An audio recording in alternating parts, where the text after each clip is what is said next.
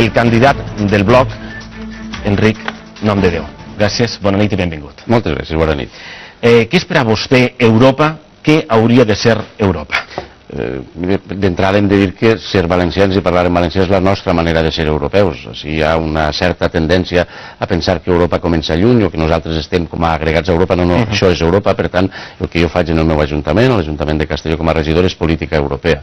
Què hauria de ser Europa? És una oportunitat de present i una oportunitat de futur per a la nostra economia, i això vol dir per a la nostra agricultura, per al nostre urbanisme, però també un espai social. Europa ha de ser la democràcia més plural i més gran de tot el món, i nosaltres hem de formar part d'aquesta democràcia. Parlem d'infraestructures, trens, carreteres, ports, aeroports, cap a on haurien d'anar? Doncs mira, nosaltres, i a més he de dir només nosaltres, perquè en el cas d'Esquerra Unida no està a favor del corredor mediterrani, de l'ample de via europeu. En el cas del Partit Popular, quan la senyora Loyola del Palacio era la comissària, va dir que no era urgent el corredor mediterrani, i en el cas del Partit Socialista, dient el que digui el senyor Perelló l'altre dia en el debat d'esta mateixa casa, tan tard com la setmana passada, el ministre Blanco anunciava 10 milions d'euros per a inversions en el corredor aragonès que deixa fora una vegada més el País Valencià. Les seues conclusions. Vora del 70% de les lleis que regeixen la nostra vida depenen de directives europees, o estan inspirades per directives europees o estan directament influenciades per directives europees. Moltes coses de la seva vida quotidiana. Així hem parlat d'agricultura, hem parlat del corredor mediterrani. Potser aquestes coses els semblen que són molt grans. No, la homologació de l'ascensor en el que pugen i baixen de sa casa depèn de la Unió Europea.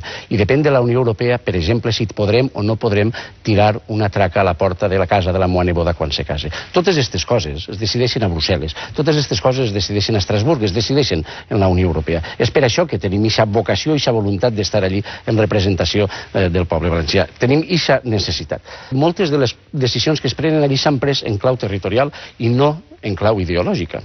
I si hem de parlar de clau territorial, què volen que els diga? Nosaltres som l'única formació política d'estricta obediència valenciana que concorre a aquestes eleccions amb garanties de tindre representació. I nosaltres actuarem en clau territorial valenciana. Partits d'àmbit estatal tenen interessos diferents en funció de cada un dels territoris que representen, i això és lògic. I el dubte és saber per què hauríem de creure que esta vegada pesaran més els valencians que els d'altres territoris. I per tant a nosaltres això ens preocupa. Nosaltres diem, de la mateixa manera que el corredor mediterrani és l'única fórmula que té la nostra economia de connectar amb la resta d'Europa sense haver de passar per Madrid, Bloc Coalició pels Pobles, per Europa, és l'única coalició, l'única formació política que els assegura representació sense haver de passar per Madrid a preguntar què hem de votar o deixar de votar, i que no se'ls oblide. No és en blanc i negre, són unes eleccions en color.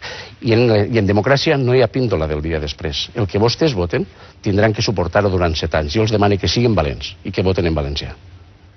Moltes gràcies.